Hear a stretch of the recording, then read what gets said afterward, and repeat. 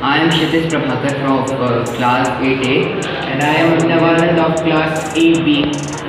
Today we are introducing you to the new project named as Rover and our team name is Innovators. In this project, we are going to introduce the main problems happen with the rover during landing or exploration. So the problems which might occur are that rover can fall into a very steep crater and it might get upside down. So how will we solve that problem? The mission will definitely fail and the space organization will suffer heavy loss. So let's see how we can prevent that and prevent the mission from failing. So here we have a electrolyte chamber. So this water can be stored in a pressurized chamber or so that it remains liquid for electrolysis, or there can be the heating system can be installed in the chamber so that water can remain liquid.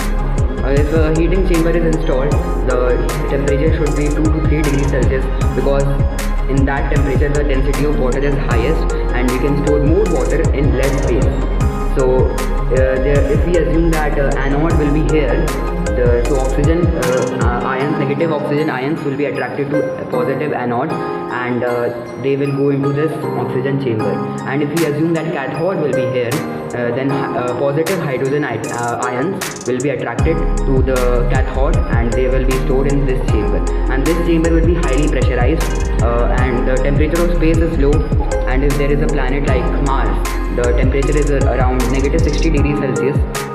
So we can put some energy and pass it through a compressor so that it gets its temperature gets less, and we can store liquid hydrogen here, and we will apply the same process to oxygen as well. So here the solar panel will store the electricity in a battery in the form of chemical energy, and in this combustion chamber hydrogen and oxygen will react and produce heat. And according to Newton's third law, if there is an igniter and it causes a spark, a scientist causes a spark remotely from the space agency, there will be a spark, and both exhaust will ignite, and the process of combustion will start. And according to Newton's third law, every action is a opposite and equal reaction.